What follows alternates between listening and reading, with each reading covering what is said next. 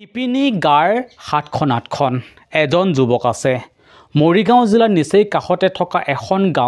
গাঁওখনৰ নাম হৈছে দুৰিমাৰী আৰু উক্ত গাঁৱৰ এজন ব্যতিক্ৰমী যুৱকৰ ওচৰত আমি আহিছোঁ। যুৱকৰ ঘৰলৈ আমি আহিছোঁ। যুৱকজনৰ পৰা কিছু মন্তব্য ল'ব চেষ্টা কৰিম। কিয় আমি ব্যতিক্ৰমী বুলি কৈছোঁ, বিহু আনন্দ উল্লাসৰ মাজত আমি কিয় ব্যতিক্ৰমী বুলি কৈছোঁ, সেই যুৱকজনক আমি প্ৰথমে চিনাকি কৰি দিব বিচাৰিছোঁ। এনেধৰণে তাঁতৰ শালত শিপিনীৰ ৰূপত এজন যুৱক আৰু যুৱকজনে বিভিন্ন সময়ত নিজে হাতে নিৰ্মাণ কৰা,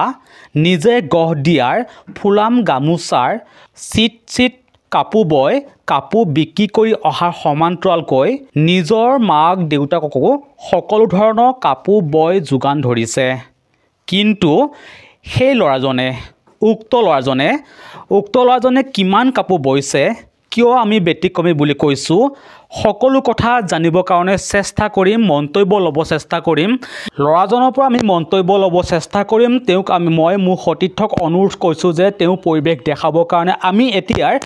তেওঁৰ বিষয়ে বিস্তৃতভাৱে আলোচনা কৰিবৰ কাৰণে চেষ্টা কৰিম বা ক'বৰ কাৰণে চেষ্টা কৰিম। যুৱকজনে আজি লকডাউনৰ আগৰ পৰাই যি শিপিনী কামত জড়িত হৈছে আৰু শিপিনী কামত মাক দেউতাকক সহায় কৰি দি অহা পিছৰ পৰাই নিজে শিপিনী কামত জড়িত হৈছে আৰু গাঁৱৰ বাই ভনীসকলক কাপোৰ বিক্ৰী কৰি আহিছে, বিভিন্ন সময়ত বিক্ৰী কৰিছে। উচিত মূল্য পাইছেনে নাই আমি যুৱকজনৰ পৰা জানিবৰ কাৰণে চেষ্টা কৰিম। বিহুৱান বৈছা, গামোচা বৈছা, বিক্ৰী কৰিছা, যি দাম, এই দামটো তুমি পাইছানে নাই? পাইছোঁ। এই যে মেট্ৰিক পৰীক্ষা দিছা এবাৰ, এই মেট্ৰিক পৰীক্ষা কেনেকুৱা হ'ব? পৰীক্ষা বহুত ভাল হৈছে আৰু মানে 3 মাহ মই কাপোৰ বোৱাই নাই, পঢ়া শুনাতে লাগি আছোঁ 3 মাহত। তাৰপিছত এতিয়া আকৌ পৰীক্ষা শেষ হোৱাৰ পিছত মই কাপোৰত লাগিছোঁ আৰু যিহেতু বিহু আহিছে, বিহুৱান লাগে মানুহক। মোক ঘৰতে সূতা দিছেহি, পইচা দিছেহি, বোলে এই কাপোৰ বৈ দিয়ক, গামোচা বিহুৱান বৈ দিয়ক। সেয়া এতিয়া মই যিসকলে পইচা দিছে বা গামোচা কৰিবৰ কাৰণে আগতীয়াকৈ পইচা দিছে, সেইসকলৰ ঘৰতো গাভৰু ছোৱালী আছে, কিন্তু সিহঁতৰ ঘৰত বব নোৱাৰে। কি ক'বা এই সন্দৰ্ভত? সিহঁতে আলাস কৰে, মোবাইল আছে, মোবাইল টিপি থাকে, সেয়া তাকে কৰি থাকে। ময়ো মোবাইল চাওঁ, ৰাতি চাওঁ, মই দিনতো চাওঁ, হ'লেও মই নিজৰ কৰ্তব্যটো পালন কৰি আহিছোঁ আৰু। এনেধৰণে উল্লেখ কৰিছে যে তেওঁ এজন বৰ্তমান মেট্ৰিক চূড়ান্তৰ পৰীক্ষাৰ প্ৰাৰ্থী আৰু 19, 20, 21 তাৰিখৰ ভিতৰতে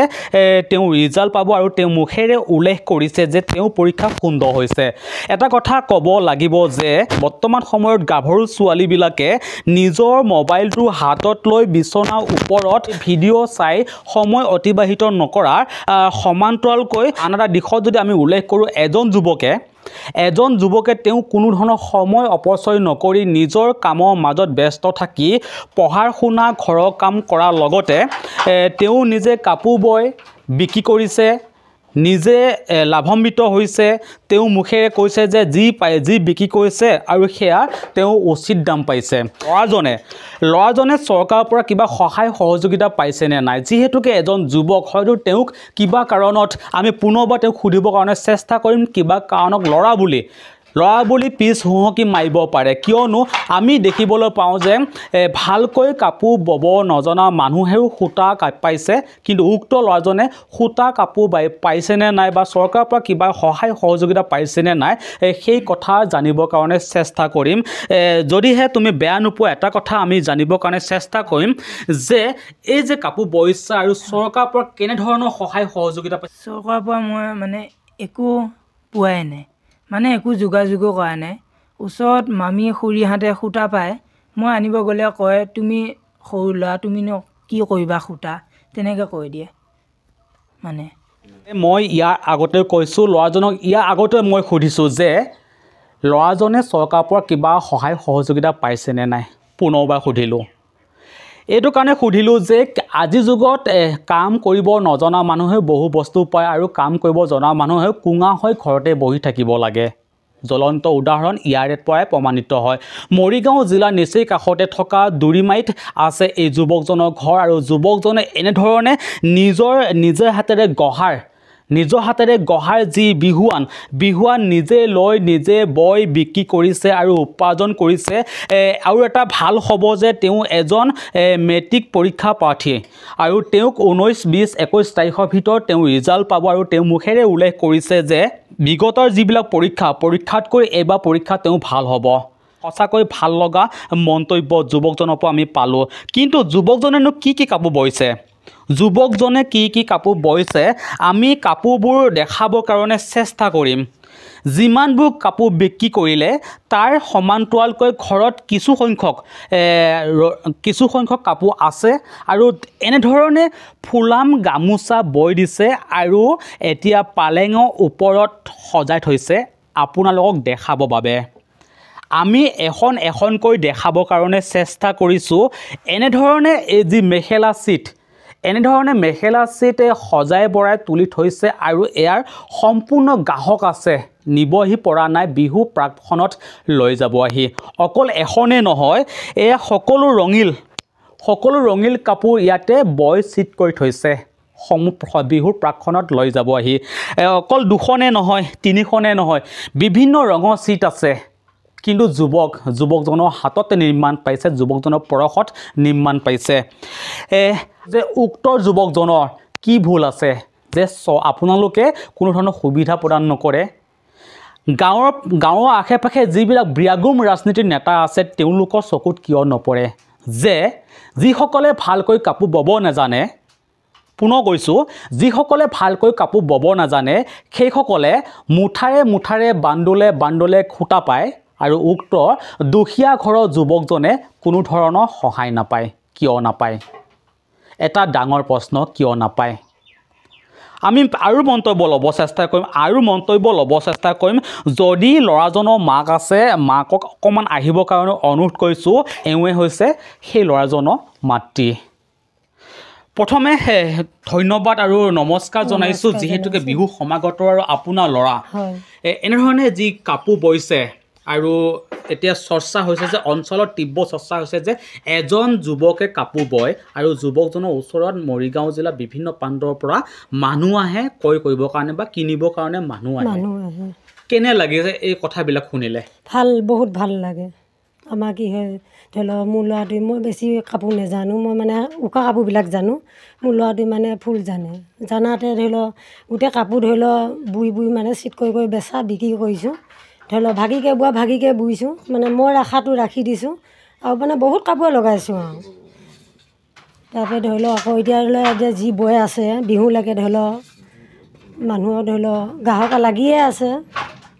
যিবিলাক ধৰি লওক ৰাজনীতিৰ মানুহ আছে বিৰাগুম নেতাবিলাক আছে তেওঁলোকৰ পৰা কিবা নাই সহায় পোৱা নাই এতিয়া ধৰি লওক সূতা কপাহৰ একো সহায় পোৱা নাই ধৰি লওক গাঁৱত আনি মানুহে সূতা বহাই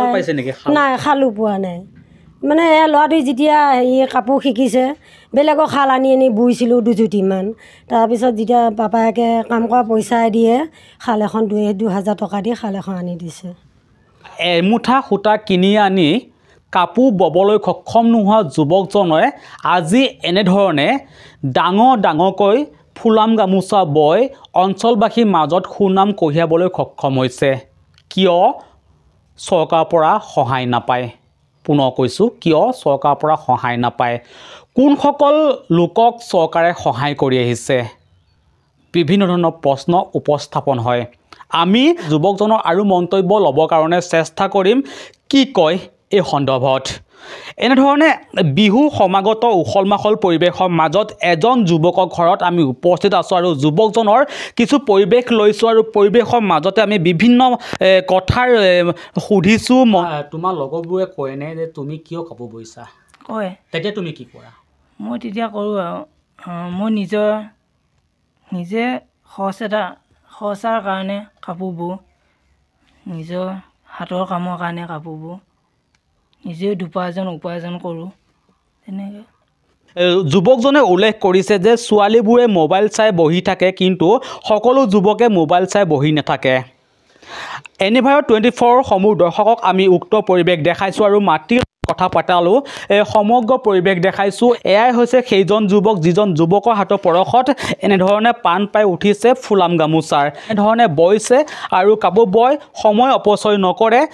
যি কি নহওক ফুলাম গামোচা বৈছে উখল মাখল পৰিৱেশ বিহু সমাগতৰ অসমবাসীলৈ কি আহ্বান জনাবা অসমবাসীলৈ বিহু বহু আভাস জনাইছোঁ ৰঙালী বিহুটো যাতে সুন্দৰ হওক সকলোৰে মনৰ কামনা কৰিলোঁ শেষত তেওঁ মন্তব্য আগবঢ়ালে আৰু সমগ্ৰ অসমবাসীলৈ বিহু শুভেচ্ছা জনালে আমিও এনে ভাৰতৰ পৰিয়ালবৰ্গ হৈ সমগ্ৰ অসমবাসীক আমি বিহু ওলগ জনালোঁ আমি পিছৰ পৰিৱেশ দেখাম চাই থাকিব এনে Bharat 24 Join BSc Nursing and GNM at St. Martha Institute of Nursing Guwahati under SM Group of Institutions.